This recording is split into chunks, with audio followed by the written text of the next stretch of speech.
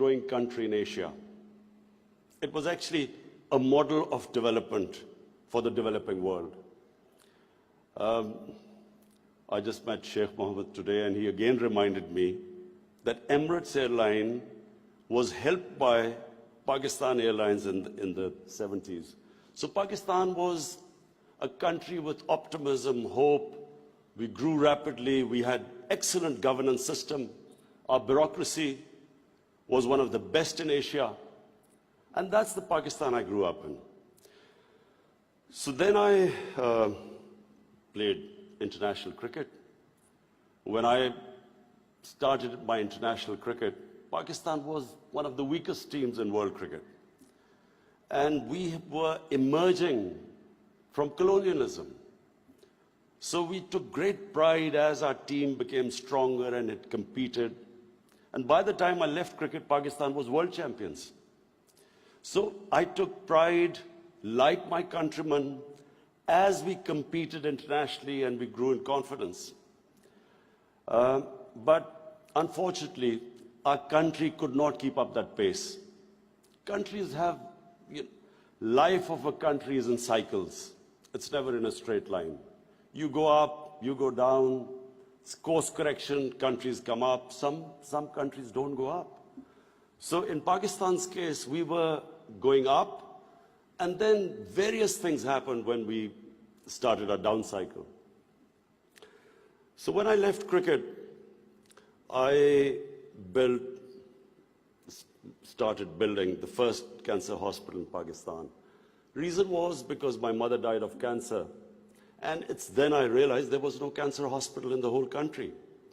And then it occurred to me that people like me who were well off, I could afford to take my mother for treatment abroad, but what happened to the common man?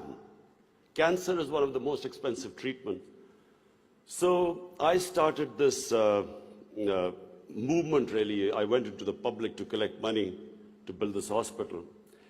And so I'm just explaining to you how I got into politics. So one was cricket, watching our country go up as a cricketing nation, the pride that we could compete internationally and become world champions. Second was this cancer hospital. When I went to the public to collect money, I realized that our people are very generous and strong. Poorest of the poor people supported me. And I did what no one ever thought would happen, is that from public, I eventually collected money and built the hospital. And not just that I built it. It's a cancer hospital where 80% of patients get free treatment. Cancer treatment is one of the most expensive treatments. So then first I built it, and then to run the hospital, I again went to the people. And so it is the only private cancer hospital in the world which treats 80% people free, because it's the people who donate to the hospital. They built it, they run it. So I kept thinking, why is it that people are so generous to build a hospital and run it, but why don't they pay taxes?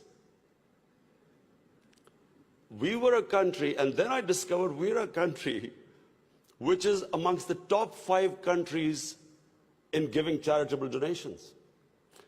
But at the same time, we are right at the bottom in giving taxes. And the reason was that people did not trust the government. They thought that their taxes were wasted by the government. It was spent on the lavish lifestyle of the ruling elite. So why would people pay taxes? And of course, then the levels of corruption, because corruption is basically stealing taxpayers' money. But there was a third reason why I ended up in politics. And that was, I watched, first of all, I used to play professional cricket in England, so half my year was in England and then half in Pakistan.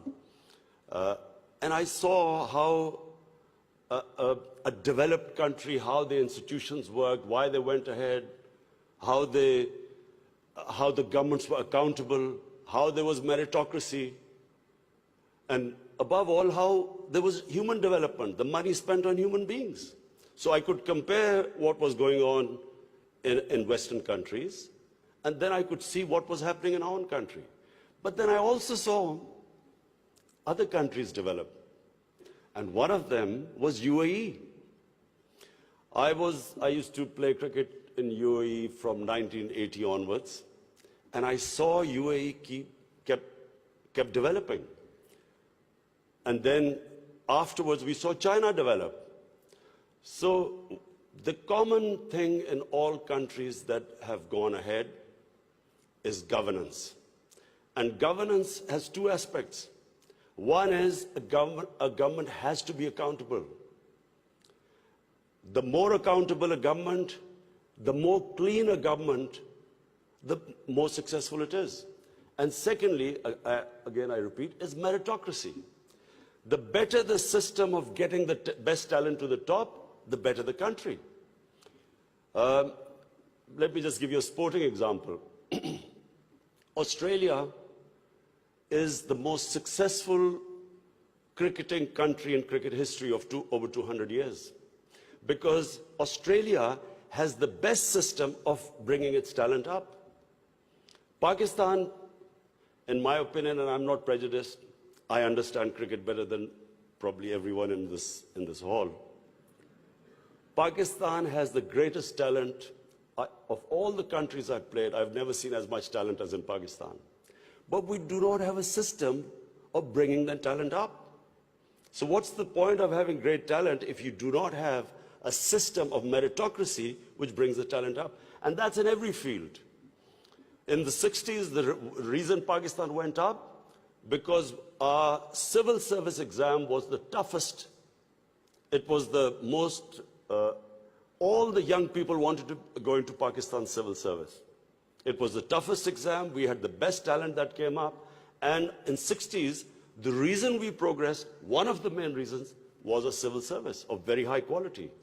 And gradually, as our system of merit went down, so did the country. So I wanted Pakistan to go up. And as I said, I saw UAE going up. Dubai, each year you came, it changed. It got better and better. And similarly, and of course the greatest example is China. For me, the thing about China which is just remarkable, no nation in the history of mankind has done what China has achieved. In 30 years, they have brought 700 million people out of poverty. It is just a phenomenon which has never happened in human history. And of course, my motivation, again, of the Pakistan I wanted to see was based, and I am a student of history, Islamic history especially, was on the Prophet, or Prophet, peace be upon him, the state of Medina, which he created. Now, why do I say the state of Medina? Because the state of Medina laid the foundation of one of the greatest civilizations in the history of mankind. The principles that found the foundation of the state of Medina is what, for the next 700 years, was the greatest civilization on earth. And what were those principles? The state of Medina was founded on incredible principles of justice and humanity. It was the first time a welfare state was made, a state that took responsibility of the weak, what China has done right now. That was the state of Medina, where first time a state took responsible for its poor, its weak, its orphans, its widows. In the state of Medina, the first time pensions were created. Old people were also, it was a humane state. And secondly, there was justice, rule of law. These were the two main things. And the third thing, the Prophet of Islam, peace be upon him, made seeking knowledge a sacred duty. The word was that even if you have to go to China to seek knowledge, you must. Those days going to China meant not coming back. So the emphasis on seeking knowledge. For the next 700 years, all top scientists were Muslims. And that was the state of Medina. It laid that foundation. And then the way minorities, other religious people were treated. The Prophet signed famous, the Misaq-e-Medina. There's still a letter in St. Catherine's Church which was signed with the Christians, that your places of worship will be, till the end of time, they will be protected by Muslims. Secondly, that no forcible conversions would be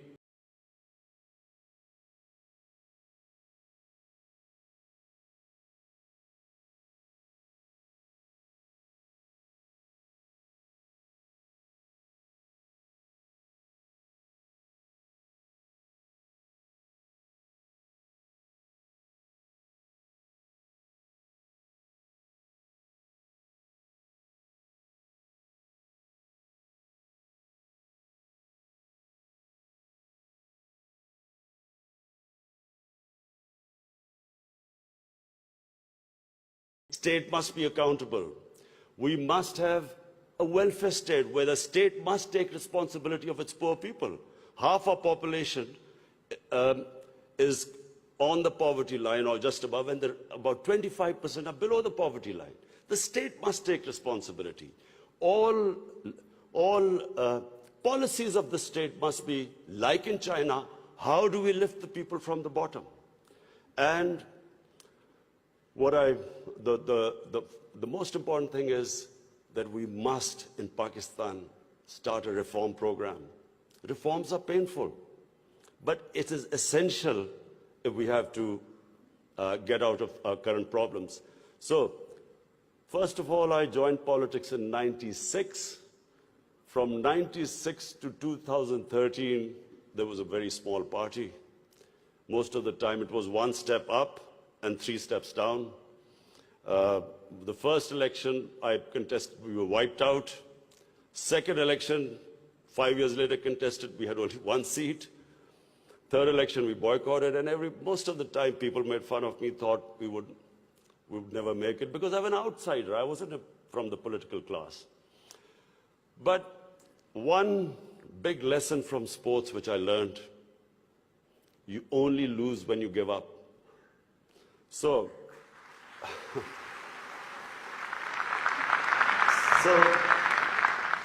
kept learning from my mistakes, kept getting up, falling, getting stronger. Eventually, we formed government in one of the 4 provinces in 2013, and it was the KP province, which was devastated by war on terror. It was on the border of Afghanistan, the tribal areas, the whole fighting took place in that region. The police was devastated by attacks. We had 70% of industry closed. And KP has a reputation that they only give you 1 chance. Each government comes once, it's ousted the next time. So we came in a coalition government, and we started our reform program. First of all, we started spending money on human development, health and education. Secondly, we did, first time in Pakistan history, no party had done before, we started spending money on climate change. Pakistan is about 8th in the countries that are most vulnerable to climate change. So we took this ambitious mission of planting 1 billion trees in 5 years. And then we reformed the police, depoliticized our police, depoliticized our bureaucracy, and then started tourism. Because KP has a lot of tourist sites. It was the center of Buddhist civilization, so religious tourism, but we have the best mountain scenery there. So anyway, by the end of 5 years, we had half poverty in those 5 years. The poverty had gone half. And a province which never gave you a second chance, we came back with 2/3 majority in 2018. Not only did we win there, then we formed government in the last election. We got 17 million votes, which is the highest ever won by a party. And so now we have our reform agenda. And as I repeat, reforms are painful. You know, when you take reforms, when you make reforms, people suffer. They go through a difficult times. It's like a surgery. When you conduct surgery, for a while the patient suffers, but then he improves. The worst thing that can happen to a society is that you keep postponing reforms because of the fear that you will have opposition, the vested interest will stand up, and you don't do reforms. So we've started on an ambitious reform program. That's number one. We are trying to change improve all our economic policies. We have trying to cut down our fiscal deficit. We are trying to improve exports, cut down our imports. We have unfortunately had to raise bills because we came up with, when we got into power, we had massive fiscal deficit and current account deficit. So we are doing that. But in my opinion, Pakistan now has a chance. Already we are seeing optimism. Investors are coming into our country. We feel that this is the time that Pakistan will take off. The most important thing, and while talking to Sheikh Mohammed last time, he told me something very interesting. He said that you must allow businesses to make money. Investors must make profits. And the reason is simple. If people don't come into business for charity, they come into business to make money. So if they can make money, more people come and invest. So this is what we've done. We have started working on ease of doing business, making it easier for people to do business, easier for the investors. We are changing our tax laws, which were very cumbersome. So we are conducting a series of reforms. And already we're seeing the signs of the country improving.